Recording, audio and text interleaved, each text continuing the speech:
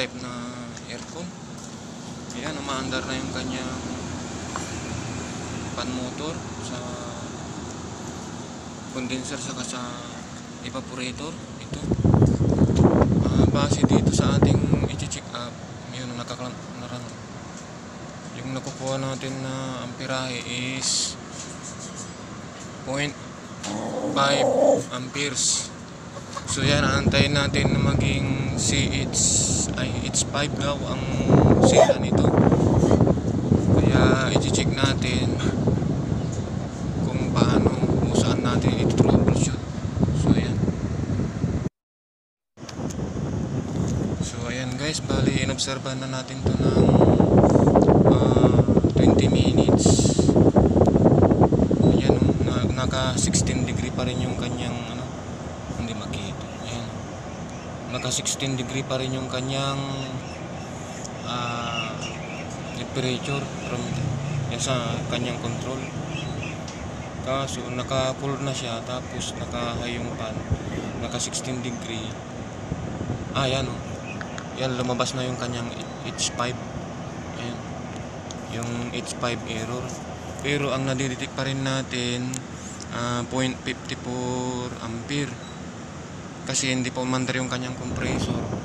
Yan, nag H5 na siya. Ayan, H5. So ayan, so ang inobserve natin to ng 20 minutes yung kanyang H5. Ito siya, H5 IPM protection or intelligence power module protection yung kanyang nakasaan dito, yung kanyang error. Ayan, H5 ang lumalabas. Umaandar yung kanyang pan. Ayan, umaandar. Tapos ayaw mag-on yung kanyang compressor. Blower pan lang yung So bubuksan natin to, i-check natin kung sa board ba o sa compressor yung may problema. Tapos i-cleaning na rin natin kasi marumi na siya. I-cleaning na rin natin to. Ayan. So ayan, babaklasin ko muna to guys.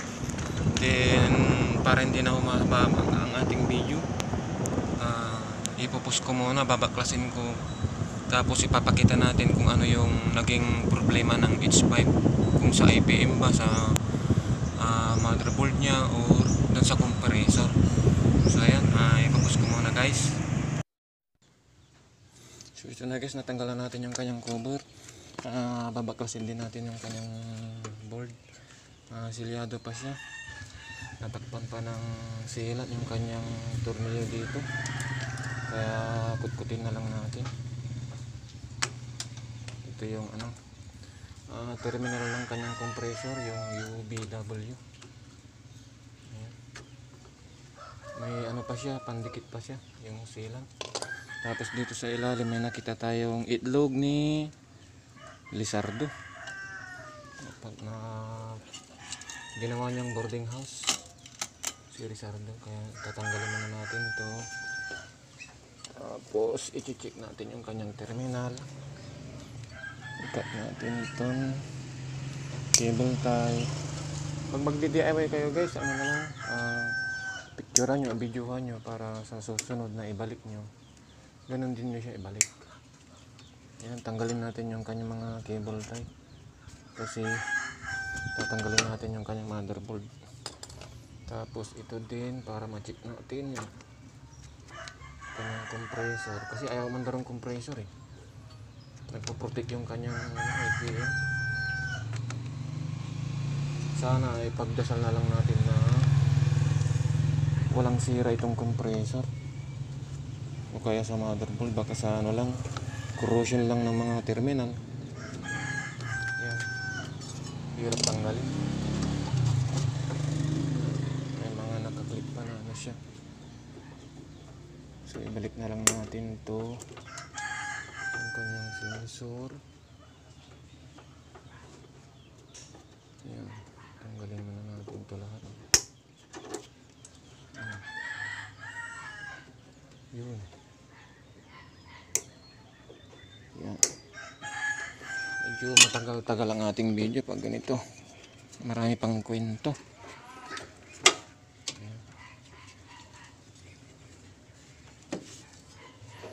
So yan guys, tanggalin ko muna ito, baklasin ko, tapos ilapag ko dito para makita natin kung anong problema yan. So bala ito na siya guys. Makapal yung kanyang nilagay na silicone dito na tumigas, kaya hirap utkutin. Kaya inaalalayan natin to, baka hindi natin masira o mabasag yung kanyang cover, para makita natin kung ano yung ititest natin. Yan. Tagalan natin yung kanyang nut. Tapos dito. Yan. So nabaklas na natin yung kanyang cover. Ito yung OLP, overload protector. Tapos ito yung kanyang UVW. Yan. Tapos may napansin akong kakaiba dito guys. Ayan, putol yung kanyang isang wire dito. Ayan, papuntang compressor. Parang kulay blue yung yung naputol na wire. Yan, putol. Dumikit sa kanyang chassis dito sa kanyang clip. Yan, kasi ito nakakabit dyan. Siguro sa vibration. Tapos nagasgas niya yung wire, kaya naputol. Ito na siguro yung dahilan kung bakit H5 error yung kanyang So babaklasin natin tong wiring, harness niya papuntang IPM board dito. Papalitan na lang natin to ng wire, or idudugtong na lang natin. Tapos papaandarin natin kung ito na ba talaga yung kanyang problema, o baka may dinamay pa dito sa kanyang board. So yan. So babaklasin ko ulit dito guys. Ipopost ko muna para hindi na humaba ang ating video. Ayan.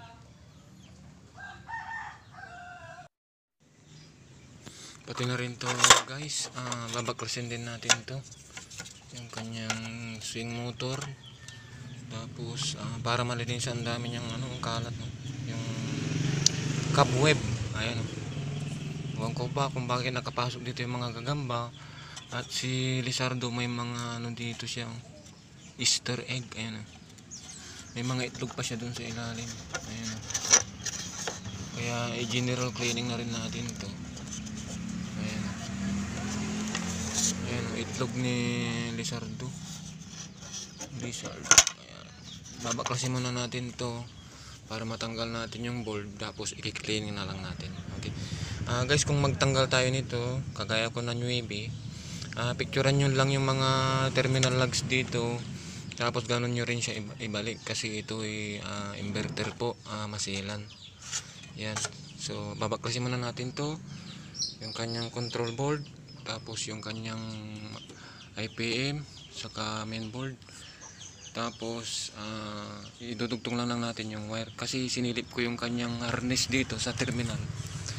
Puting-puti naman siya, flawless, at hindi naman siya nangitim. Na-check ko na rin yung compressor, good naman yung kanyang reading. Tapos wala din siyang grounded. Yan. So sisilipin ko din yung terminal ng kanyang motherboard. Kung nangitim na yung kanyang terminal, lilinisan din natin yun. Then ipi-preventive maintenance dito, papunta yung wire niya na naputol, papunta dito sa kanyang motherboard. So yan. So ipopost ko muna guys, babalikan ko kayo. So natanggalan natin yung kanyang control board, control panel. Ito, binuksan natin yung kanyang motherboard, yung kanyang IPM, sa kanyang power supply. So nakita natin dito sa kanyang WBU na flawless yung kanyang terminal, hindi nangitim. So pwedeng idugtong yung wire niya dito papuntang compressor. Ito yung WBU, itong wire niya, dumaan siya dito sa frame ng bakal, gumasgas, nagkaroon siya ng vibration. Then kulay red pala yung naputol na wire. Ayan, dahil sa vibration. Yan. So tinignan natin din itong kanyang terminal. Ayan, puting puti, wala siyang corrosion. flawless na flawless. So hindi na natin to papalitan, pero sinilip muna natin, kaya natin binuksan tong kanyang bolt para makita natin kung may nangitim. Sakali na may nangitim, doon natin lilinisan or papalitan ng bago na harness. Yan, so ito na muna yung gagamitin natin na harness. Pull out natin to, tatanggalin natin sa kanyang case ng ECU. Tapos i-cleaning na natin tong aircon. Tapos idudugtong na rin natin tong wire na naputol. Sa kadahilanan na kumiskis siya sa bakal sa frame, saka vibration yun naputol. Yun, so tatanggalin ko muna lahat dito guys, tapos babalikan ko kayo para i-cleaning tong unit. Okay, so ito na guys, bago natin i-pressure washer yung kanyang ECU, yung condenser saka yung kanyang evaporator. Ibo-blower muna natin tong kanyang board para matanggal yung cobweb saka yung alikabok na sakali na pwedeng matalsikan ng tubig is magiging putik, magkaka-short circuit yung mga kanyang electronics, mga ano niya. So yan, ibo-blower muna natin siya guys. So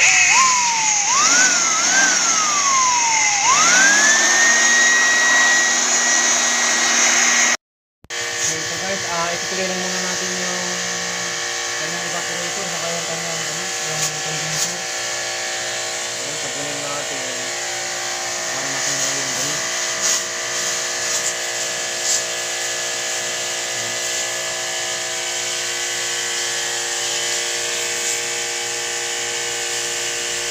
Para natin ang sabon para matanggal yung mga mantika niya. Mantik na sana.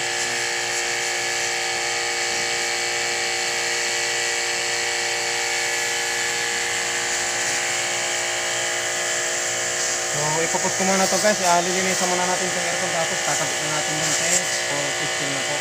Okay, thank you. So bali ito na siya guys, naibalik na natin yung kanyang controller, tapos yung IPM board saka dito power supply na ibalik na rin natin. Then idugtong na rin natin yung naputol na wire papuntang W. Red pala na wire yung harness yung naputol papuntang IPM at papuntang compressor. So naidugtong na natin din, obserban na natin to ngayon at nalinis na rin natin tong unit, nalinisan na rin natin.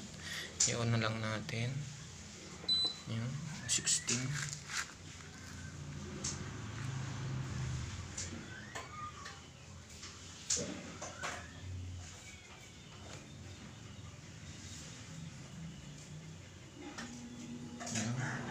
Kumandar na yung kanyang pan. Tapos ang current natin is nasa 7 point something. Ibig sabihin nag-andar na rin siguro ang kanyang compressor, kasi ayan nag 1 point something na siya yung kanyang current reading. Yan, tumataas na. Kanina ang reading natin is pan lang yung ating nakikita na umaandar, kaya 0.5. Ngayon nasa 2.0 na, kasi umaandar na yung kanyang compressor. Ayun, umaandar na rin yung kanyang compressor. Ayan. At dito sa kiraroroonan ko, dito sa buka niya ng kanyang hangin is lumalamig na rin. Ayan siya. Yan yung ating nakukuha ang current reading, 2.3 sa ngayon. Dahil naka 16 degrees siya, hinahabol niya yung nagtuturbo yung humahataw yung compressor, kaya yun, saka malamig na dito. Yan, so yan to 2.65 na ang ating current reading. Hindi kagaya nung kanina na nasa 0.55, 54 ganun. Ngayon humahataw na yung ating compressor. So yan, indikasyon na yung 16 na temperature natin is okay na to, kasi lumamig na, hindi kagaya kanina na hindi lumalamig. Yan. So hanggang dito nang nalamang po muli sa inyo. Salamat po muli sa inyong walang sawang pagsuporta at pagsubaybay sa aking channel. maraming salamat po and God bless po sa ating lahat. Thank you, maraming salamat.